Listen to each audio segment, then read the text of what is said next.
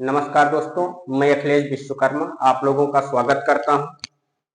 आइए दोस्तों शुरू करते हैं। आज एक नया चैप्टर कहानी विधा।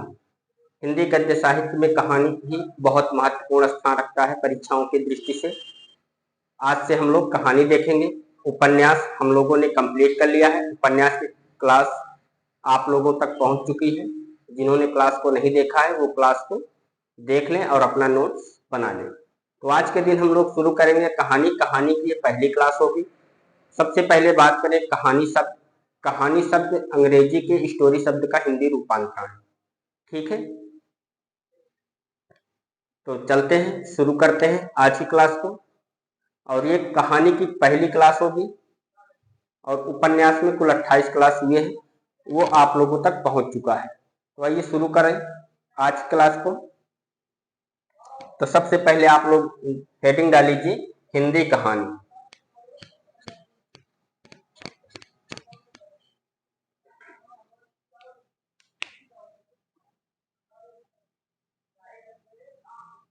हिंदी कहानी।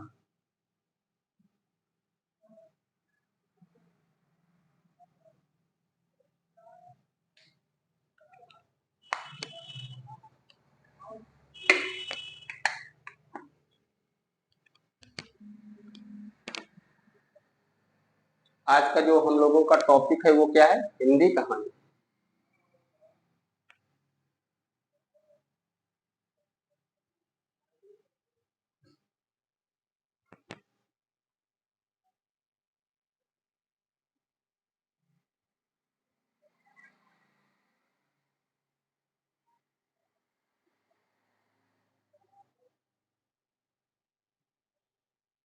एक मिनट वेट करिएगा।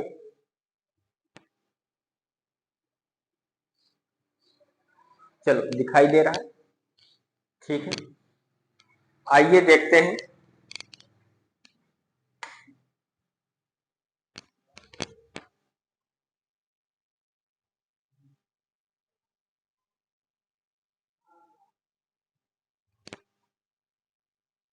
हिंदी कहानी।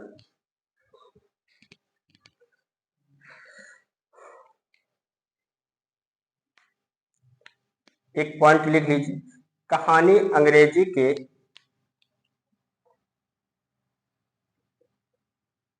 कहानी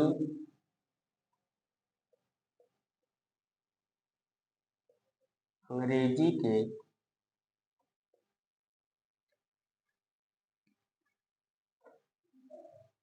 कहानी अंग्रेजी के स्टोरी शब्द का हिंदी रूपांतरण है। अंग्रेजी के स्टोरी शब्द का हिंदी रूपांतरण है।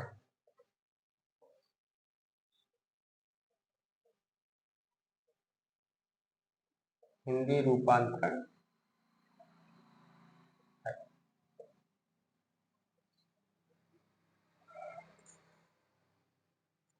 हिंदी में कहानी शब्द का सबसे पहले प्रयोग ऐसे लिखिए। हिंदी में कहानी शब्द का सबसे पहले हिंदी में कहानी शब्द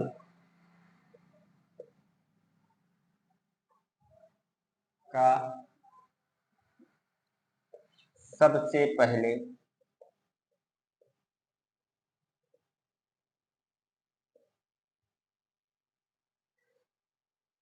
डॉक्टर गोपाल राय के अनुसार डॉक्टर गोपाल राय के अनुसार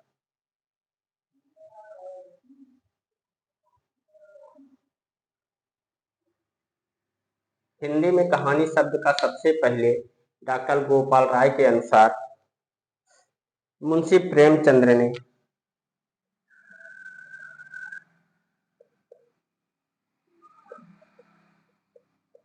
मुंशी प्रेमचंद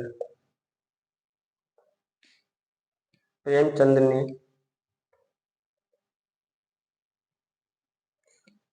सोजे वतन की भूमिका में किया। प्रेमचंद ने सोजे वतन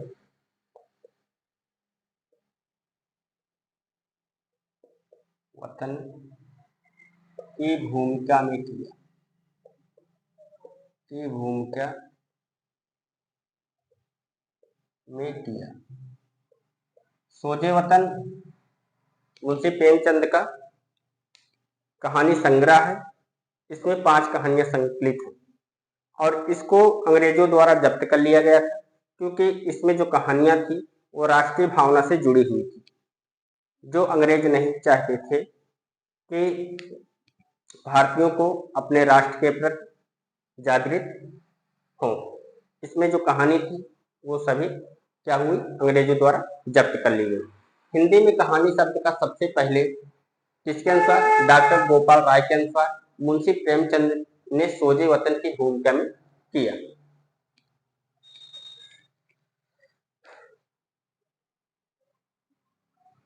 कहानी का अर्थ है, अगर आपसे पूछ ले कहानी का क्या अर्थ है, तो कहानी का अर्थ है, क्या अर्थ है, रोचकता के साथ कहना।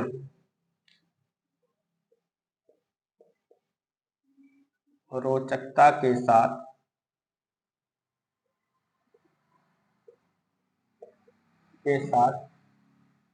कहना। किसी भी बात को कहने के लिए उसमें थोड़ा सा रोचकता लाना, वो किसके अंतर्गत आता है, कहानी के अंतर्गत है।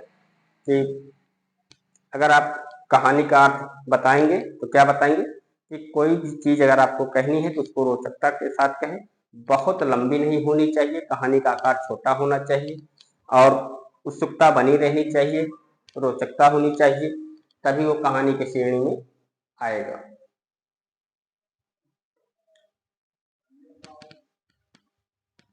अभी तक हमने क्या देखा, हिंदी कहानी की बात कर रहे हैं। कहानी शब्द कहाँ से आया, अंग्रेजी के स्टोरी शब्द का हिंदी रूपांतरण क्या है, कहानी। हिंदी में कहानी शब्द का सबसे पहले प्रयोग किसने किया, मुंशी प्रेमचंद ने किया। किसमें किया है, सोजे वतन की भूमिका में किया है। किसके अनुसार किया है, डॉक्टर गोपाल राय के अनुसार किया है। कहानी का अर्थ क्या है, रोचकता के साथ कहना कहानी का अर्थ है। कभी कभी क्वेश्चन में पूछ लेता है कहानी का अर्थ है, ठीक, तो आपको पता होना चाहिए कि कहानी का अर्थ क्या है। आइए देखते हैं विभिन्न विद्वानों द्वारा कहानी को दिए गए नाम। विभिन्न विद्वानों द्वारा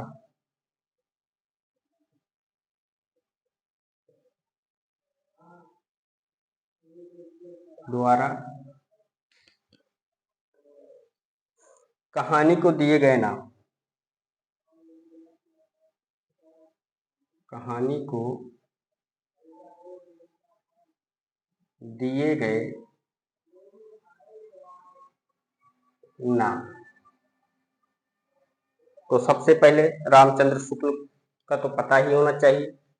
रामचंद्र शुक्ल ने कहानी को क्या कहा है, कहानी को इन्होंने आख्यायिका कहा है।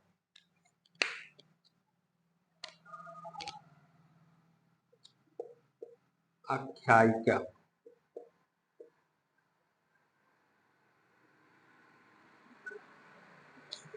हजारी प्रसाद द्विवेदी ने गल्प कहा है। हजारी प्रसाद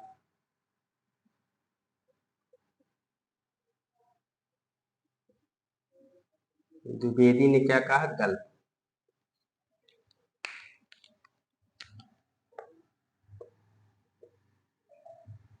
और प्रेमचंद्र ने गल्प या कहानी दोनों कहा है इसको।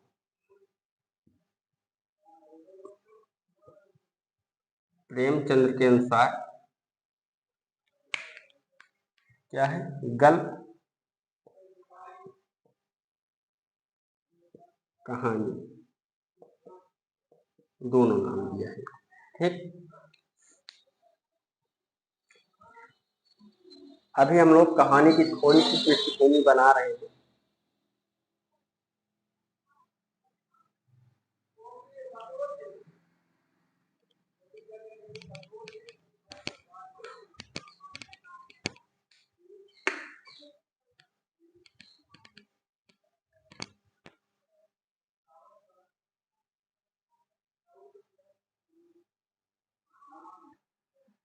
आज की क्लास में हमने कहानी प्रारंभ किया है।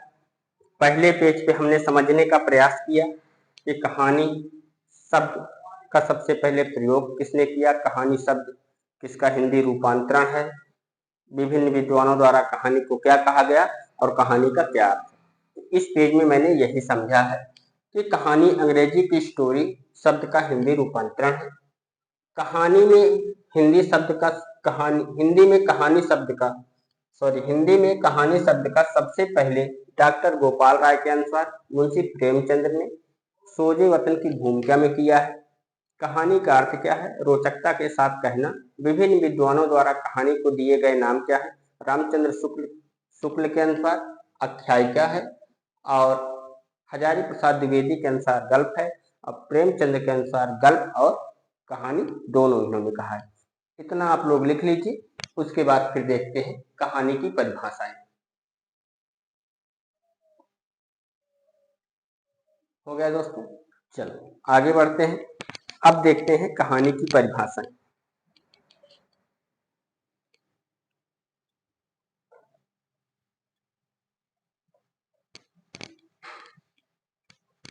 एक तो विद्वान की परिभाषाएं देखें जिससे कहानी को हम लोग अच्छी तरह समझ सके कि कहानी किसे कहा जाता है। ठीक, कहानी की परिभाषाएं।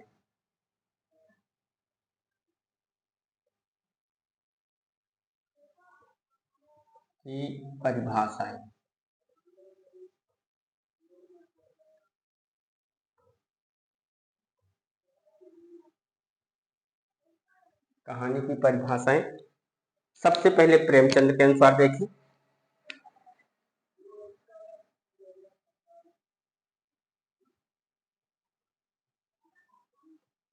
प्रेमचंद, गल्प एक ऐसी रचना है, इन्होंने क्या कहा, गल्प एक ऐसी रचना है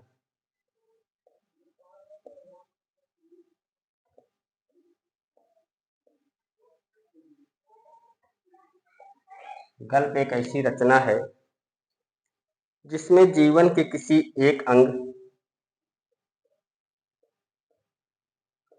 जिसमें जीवन के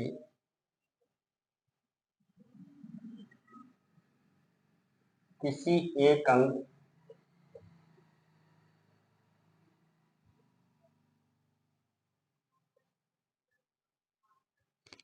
किसी एक अंग या मनोभाव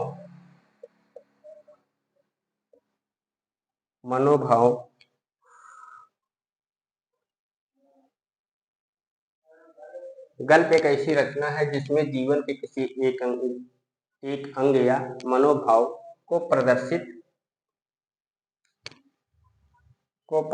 करना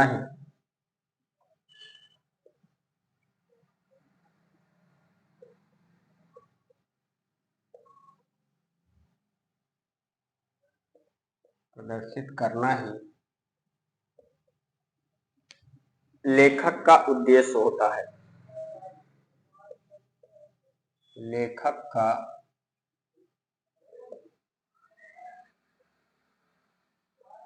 उद्देश्य होता है।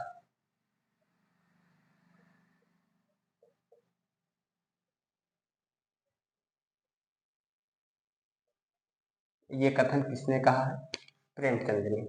क्या कहा है, गल्प एक ऐसी रचना है जिसमें जीवन के किसी एक अंग या मनोभाव को प्रदर्शित करना ही लेखक का उद्देश्य होता है।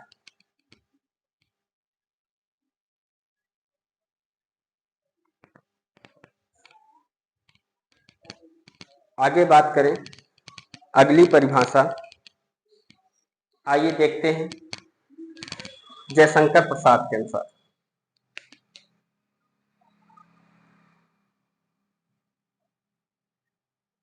जयशंकर प्रसाद, इनके अनुसार कहानी क्या है, सौंदर्य की एक झलक का चित्रण करना।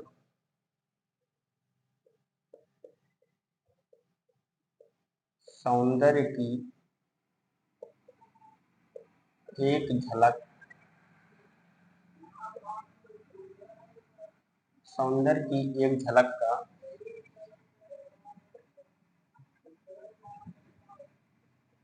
चित्रण करना, सौंदर्य की एक झलक का चित्रण करना और उनके द्वारा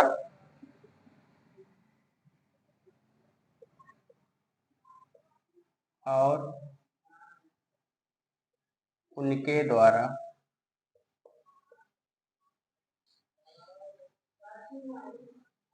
इसकी सृष्टि करना ही कहानी है। और उसके द्वारा कर लीजिए, और उसके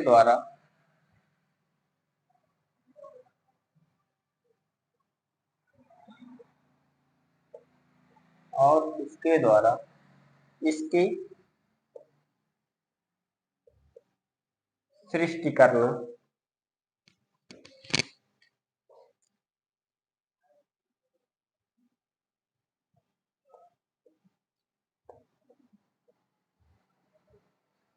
सृष्टि करना ही कहानी है, ही कहानी है।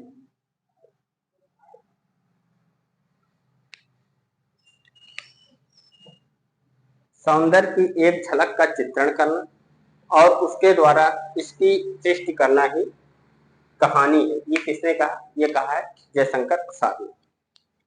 अगली परिभाषा देख रहे हैं जैनेन्द्र। 3 नंबर पे लिखिए जैनेन्द्र। इन्होंने कहानी के विषय में क्या कहा?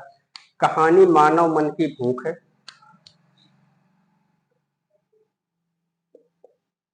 कहानी मानव मन की भूख है,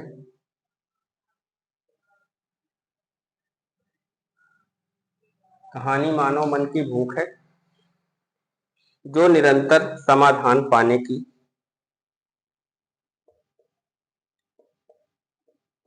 जो निरंतर समाधान पाने की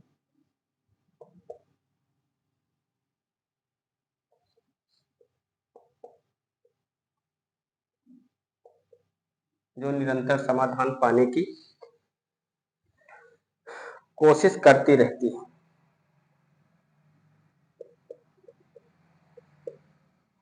कोशिश करती रहती है।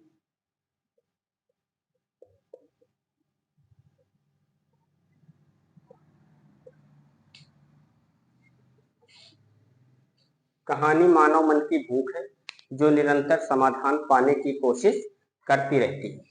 ये परिभाषा किसकी है? जैनेन्द्र की है। और किसके लिए है? कहानी के लिए। अभी तक हमने 3 परिभाषाएं देखी। परिभाषाएं बहुत महत्वपूर्ण है दोस्तों, नोट कर लीजिएगा। कभी कभी तो कहानी से ये परिभाषाएं उठाकर दे देगा और आपको कहेगा कि ये किसकी परिभाषाएं हैं, मिलान करें। तो प्रेमचंद्र ने क्या कहा? गल्प एक ऐसी रचना है जिसमें जीवन के किसी एक अंग या मनोभाव को प्रदर्शित करना ही लेखक का उद्देश्य होता है। फिर जयशंकर प्रसाद ने कहानी की परिभाषा में क्या कहा है? सौंदर्य की एक झलक का चित्रण करना और उसके द्वारा इसकी सृष्टि करना ही कहानी है। जैनेन्द्र इनकी तो सबसे अलग है, आपको आसानी से याद हो जाएगी। कहानी मानव मन की भूख है जो निरंतर समाधान पाने की कोशिश करती रहती है। ये किसने कहा? जैनेन्द्र ने कहा। अगले कहानीकार है H G. Wells. H G. Wells, H G. Wells.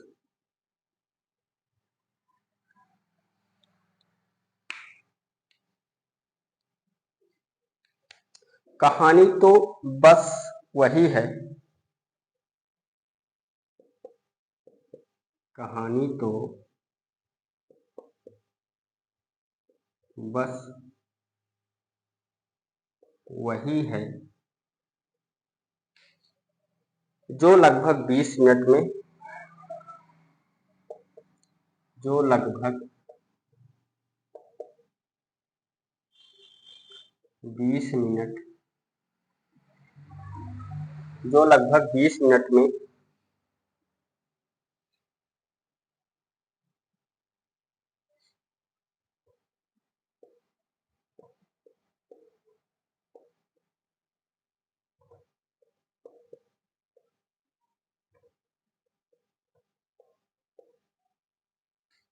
कहानी तो बस वही है जो लगभग 20 मिनट में साहस और कल्पना के साथ पढ़ी जाए। साहस और कल्पना के साथ पढ़ी जाए।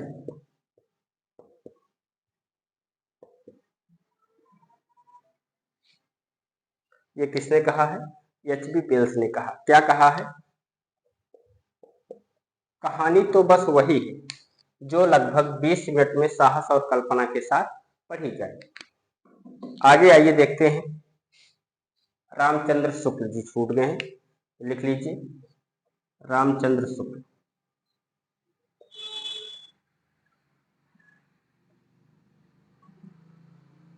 ने क्या कहा है? आख्यायिका या कथा वह है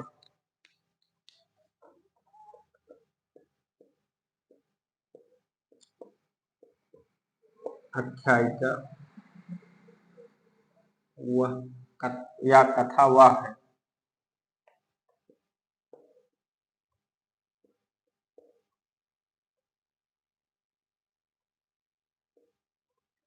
वह है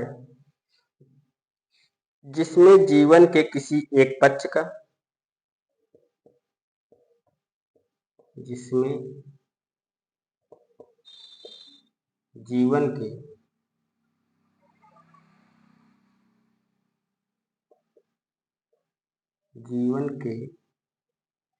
किसी एक पक्ष का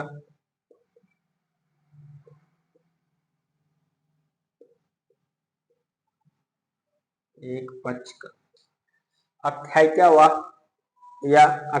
या कथा वह है जिसमें जीवन के किसी एक पक्ष का रोचक विवरण हो रोचक विवरण हो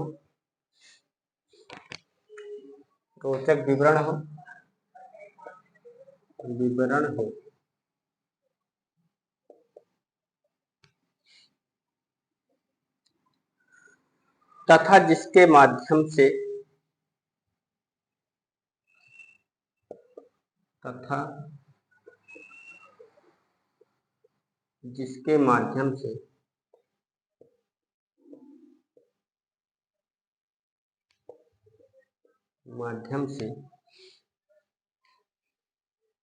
किसी चरित्र का उद्घाटन हो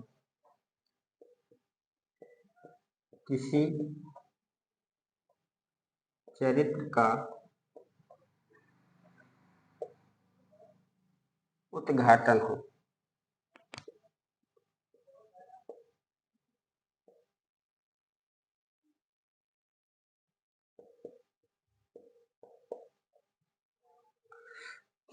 ये किसने कहा? ये कहा रामचंद्र शुक्ल ने। क्या कहा है? आख्यायिका या कथा वह है जिसमें जीवन के किसी एक पक्ष का रोचक विवरण हो तथा जिसके माध्यम से किसी चरित्र का उद्घाटन है। ये किसका कथन है? ये कथन है रामचंद्र शुक्ल का। किसके प्रति? कहानी के प्रति उन्होंने कहा है। तो दोस्तों आप लोग आइए इस पेज को रिपीट कर लेते हैं। आप लोग इस पेज को लिख लीजिए। हम लोग क्या देख रहे हैं? कहानी की परिभाषाएं। कितने विद्वानों की कहानी की परिभाषाएं देखे हैं? 5 जो महत्वपूर्ण है उन 5 के देखे हैं। बहुत ज्यादा इधर उधर के विद्वान हमने नहीं रखे। प्रेमचंद्र की बात करें तो प्रेमचंद्र ने क्या कहा? गल्प एक ऐसी रचना है जिसमें जीवन के किसी एक अंग या मनोभाव को प्रदर्शित करना ही लेखक का उद्देश्य होता है। किसने कहा? प्रेमचंद्र ने। फिर जयशंकर प्रसाद ने क्या कहा? सौंदर्य की एक झलक का चित्रण करना और उसके द्वारा इसकी सृष्टि करना ही कहानी है। ये किसने कहा? जयशंकर प्रसाद ने कहा कहानी के परिभाषा के रूप में। जैनेन्द्र ने क्या कहा? कहानी मानव मन की भूख है जो निरंतर समाधान पाने की कोशिश करती रहती है। H.G. वेल्स ने क्या कहा, कहानी तो बस वही है जो लगभग 20 मिनट में साहस और कल्पना के साथ पढ़ी जाए। 5 नंबर पर रामचंद्र शुक्ल ने आख्यायिका या कथा वह है जिसमें जीवन के किसी एक पक्ष का रोचक विवरण हो तथा जिसके माध्यम से किसी चरित्र का उद्घाटन हो। अगर आपसे मेंस में क्वेश्चन पूछ ले कि कहानी से क्या तात्पर्य है, कहानी से आप क्या समझते हैं, अपने विचार लिखिए। तो जब आप लिखेंगे तो इनकी एक दो परिभाषाएं आपको याद होनी चाहिए, उसको लिखना पड़ेगा। कहानी का अर्थ क्या है ये भी लिखना पड़ेगा। कहानी शब्द का सबसे पहले प्रयोग किसने किया, ये सारी चीजें आपको मेंस में भी काम आने वाली है। दोस्तों आप लोग इसको लिख लीजिए और ये प्री में तो काम आएंगे ही, इसके साथ साथ ये मेंस में भी आपके लिए उपयोगी साबित होंगे। ELT के लिए, जो ELT की परीक्षाओं में बैठेंगे जो विद्यार्थी, उनके लिए, और जो TGT PGT नेट GRF के दे रहे हैं उनको तो पता ही होना चाहिए। ये सारे क्वेश्चन मिलान करने के लिए पूछे जा चुके हैं और पूछे जाने की संभावना भी बनी रहती है।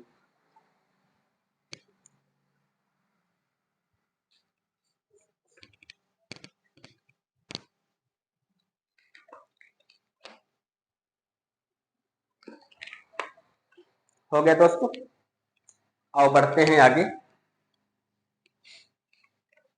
चलो इस पेज को एक बार फिर से रिपीट कर देते हैं। कहानी की परिभाषाएं क्या है, कहानी से क्या तात्पर्य है, कहानी से आप क्या समझते हैं, इसमें ये सारी चीजें आ जाती हैं। प्रेमचंद्र ने कहानी का अर्थ किससे लिया है, गल्प एक ऐसी रचना है जिसमें जीवन के किसी एक अंग या मनोभाव को प्रदर्शित करना ही लेखक का उद्देश्य होता है। ये किसने कहा, प्रेमचंद्र ने कहा। उसके बाद जयशंकर प्रसाद ने सौंदर्य की एक झलक का चित्रण करना और उनके द्वारा इसकी सृष्टि करना ही कहानी कहलाता है। जैनेन्द्र ने क्या कहा, कहानी मानव मन की भूख है जो निरंतर समाधान पाने की कोशिश करती रहती है। H.G. वेल्स क्या कहते हैं, कहानी तो बस वही है जो लगभग 20 मिनट में साहस और कल्पना के साथ पढ़ी जाए। रामचंद्र शुक्ल जी, आख्यायिका या कथा वह है जिसमें जीवन के किसी एक पक्ष का रोचक विवरण हो तथा जिसके माध्यम से किसी चरित्र का उद्घाटन हो, वो क्या कहलाती है, कहानी कहलाती है। चलिए हो गया होगा, आगे बढ़ते हैं। हेडिंग डाल लीजिए कहानी के तत्व। जिस प्रकार से उपन्यास के तत्व देखे थे उसी प्रकार हम लोग कहानी के तत्व को भी देख लें।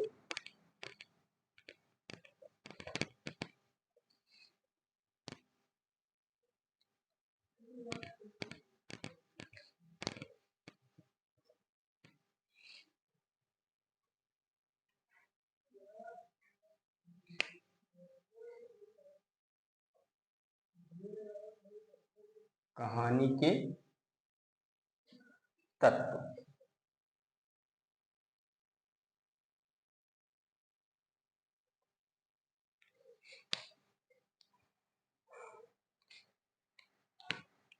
तो सबसे पहले क्या है, सबसे पहले है कथा वस्तु।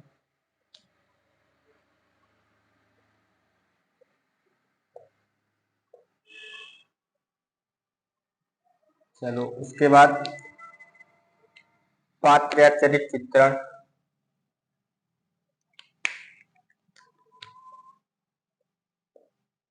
पात्र या चरित्र चित्रण,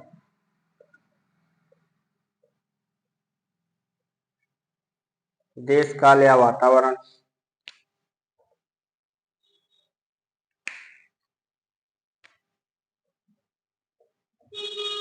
देश काल या वातावरण, देश काल या वातावरण।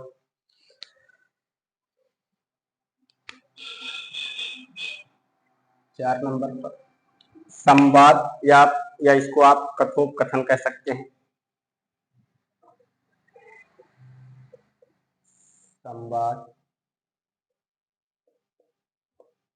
कथोपकथन।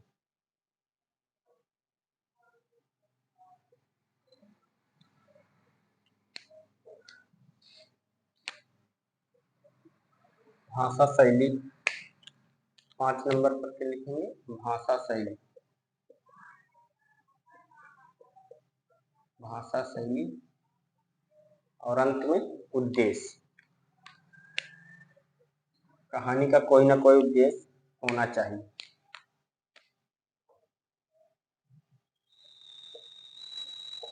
उद्देश्य।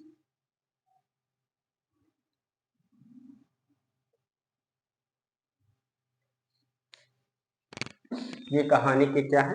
तत्व है। आइए इसी के साथ कहानी के सोपान देख लिया जाए कि किस तरह से कहानी चलती है। पहले आरंभ होती है, उसके बाद क्या होता है, उसके बाद फिर मध्य होता है, फिर चरम उत्कर्ष पर पहुंचती है और फिर उसका अंत होता है कहानी का। लिख लीजिए, कहानी के विकास के तत्व। इसको तत्व भी बोल सकते हैं, सोपान भी बोल सकते हैं, आप दोनों तरह से लिख सकते हैं। और ये अगर ये प्रश्न आपके परीक्षा में पूछेगा तो यही कहेगा, इसको आप सही क्रम में लगाइए। लिख लीजिए, कहानी के विकास के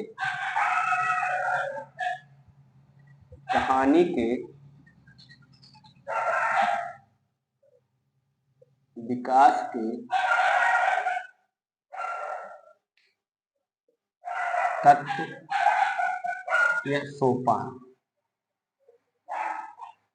और प्रश्न क्या पूछेगा? कहानी के विकास के तत्व को सही क्रम में लगाइए। या यह पूछ सकता है आपसे, कहानी के विकास के सोपानों को सही तरीके से आप लोग या क्रम से लगाइए।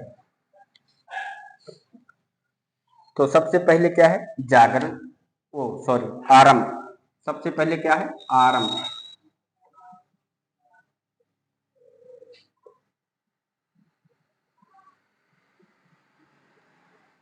उसके बाद मध्य। पहले कहानी शुरू होती है, फिर उसका वो मध्य में पहुंचती है,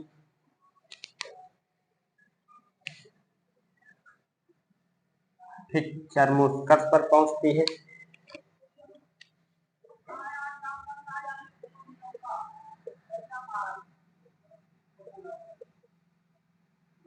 उसके बाद क्या होता है? अंत हो जाता है, कहानी समाप्त हो जाती है।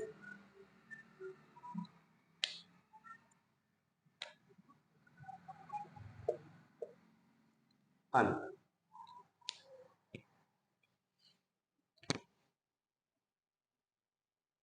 ठीक।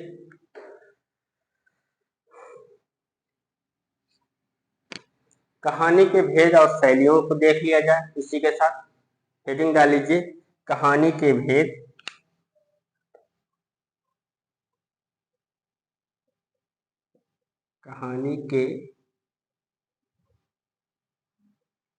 या आप कह सकते हैं कहानी की शैलियां।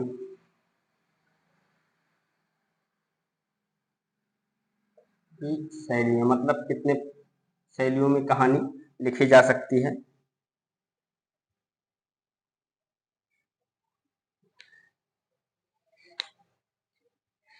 नंबर 1 ऐतिहासिक हो सकती है, वर्णनात्मक शैली हो सकती है इसकी। नंबर 1 ऐतिहासिक,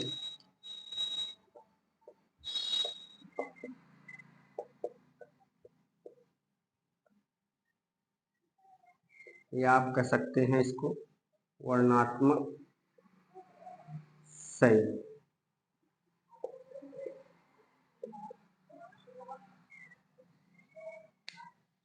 आत्मकथात्मक शैली हो सकती है, 2 नंबर पर लिख लीजिए, आत्मकथात्मक शैली में।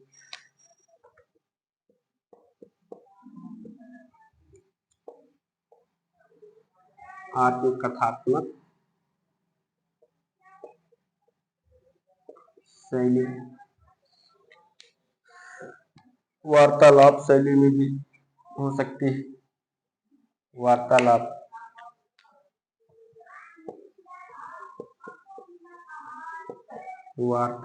शैली।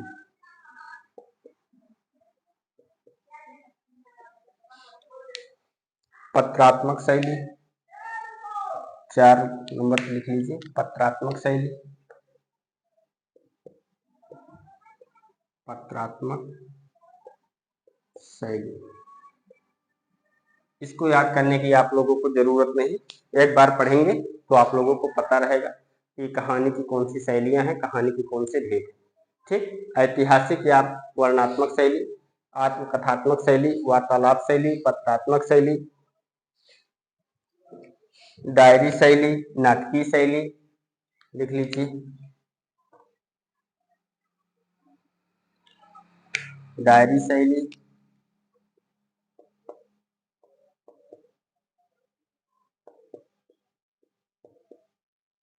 नाटकीय शैली,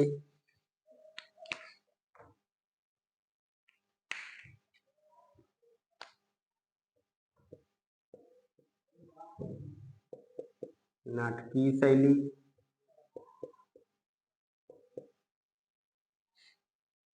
स्वप्न शैली, भावात्मक शैली,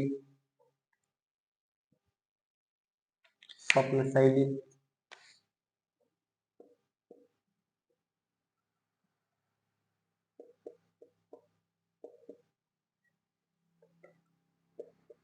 भावात्मक शैली,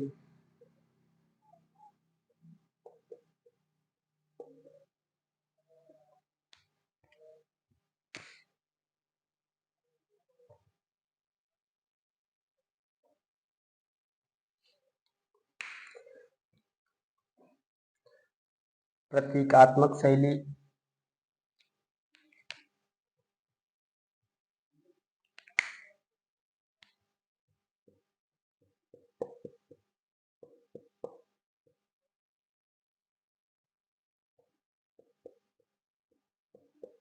प्रतीकात्मक शैली, मनोविश्लेषण मनोविश्लेषण मनोविश्लेषणात्मक शैली,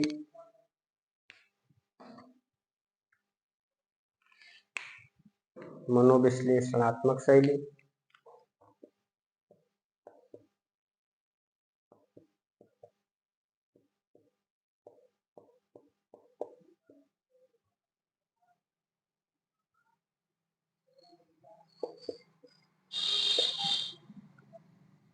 और क्या है, और क्या हो सकती है, पूर्वदीप शैली,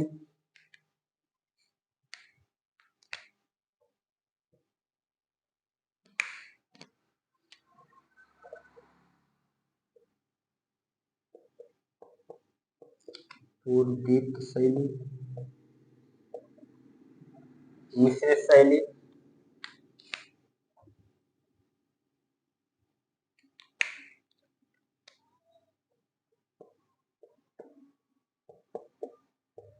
मिश्रित शैली।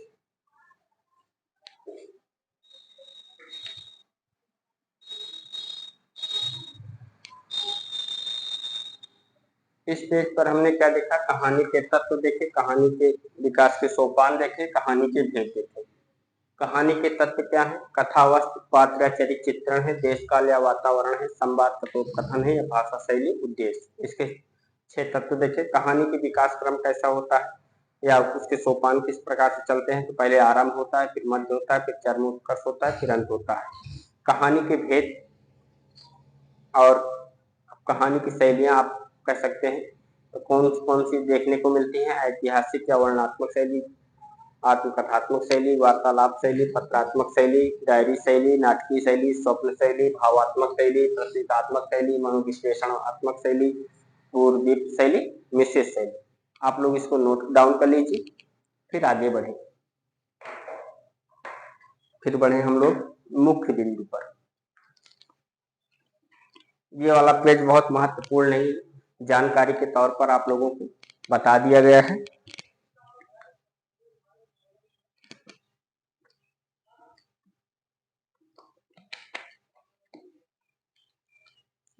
हो गया दोस्तों, चलो देखते हैं आगे, आइए बढ़े।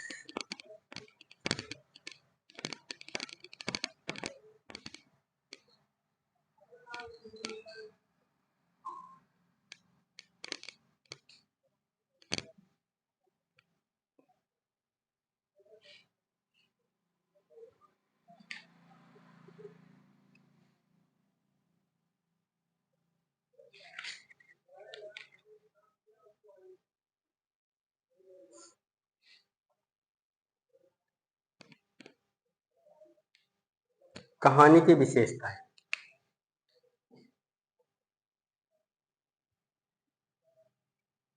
कहानी की विशेषताएं।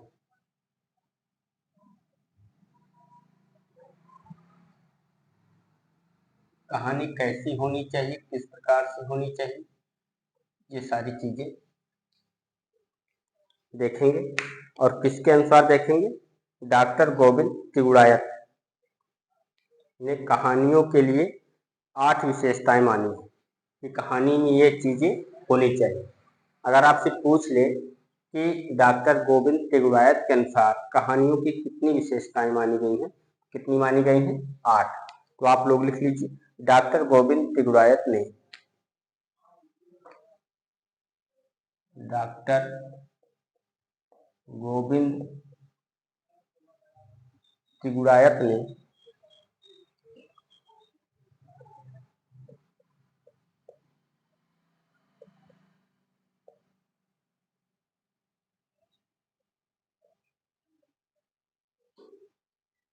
एक अच्छी कहानी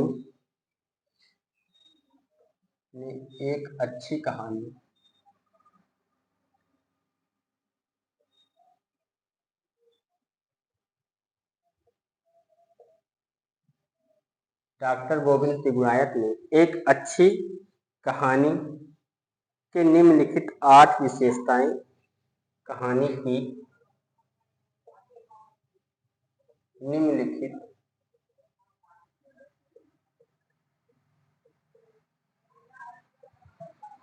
डॉक्टर तिगुड़ायत ने एक अच्छी कहानी की निम्नलिखित 8 विशेषताएं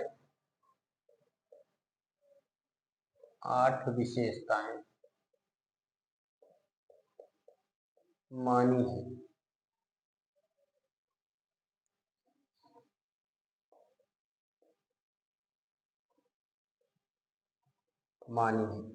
कौन कौन सी है? आकार की लघुता होनी चाहिए, नंबर 1।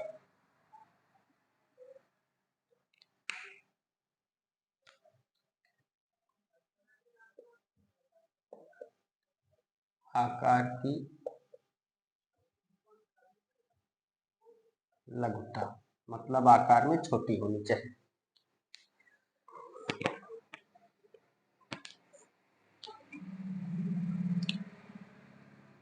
नंबर 2, संवेदना की एकता।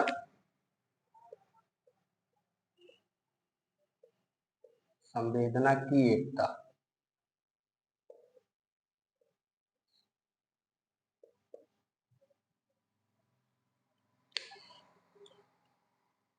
प्रभावकारी भी होनी चाहिए। 3 नंबर पर प्रभावकारी।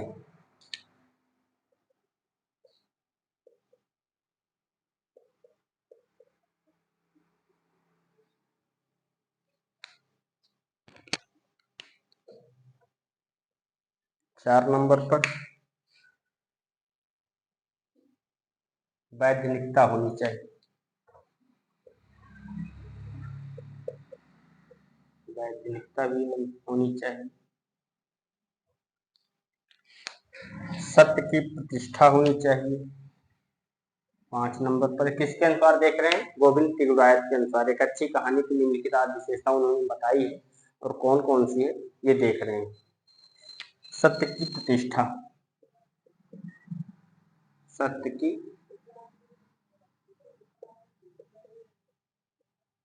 प्रतिष्ठा। रोचकता होनी चाहिए। 6 नंबर पर क्या है? रोचकता।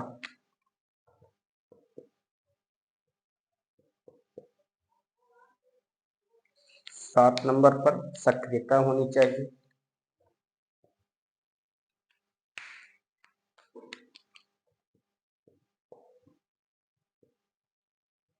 सक्रियता। 8 नंबर पर चरित्र चित्रण होना चाहिए।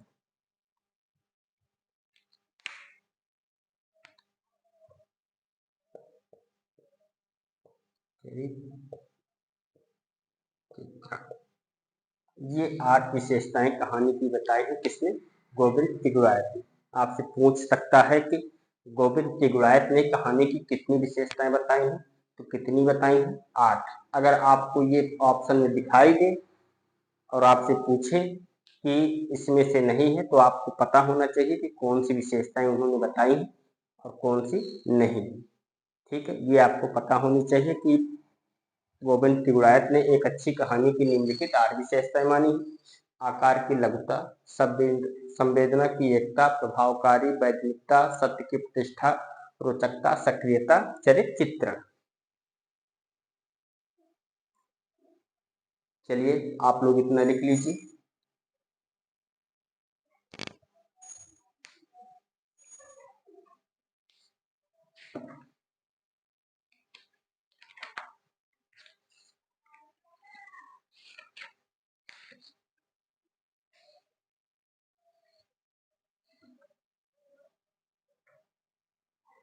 हो गया दोस्तों?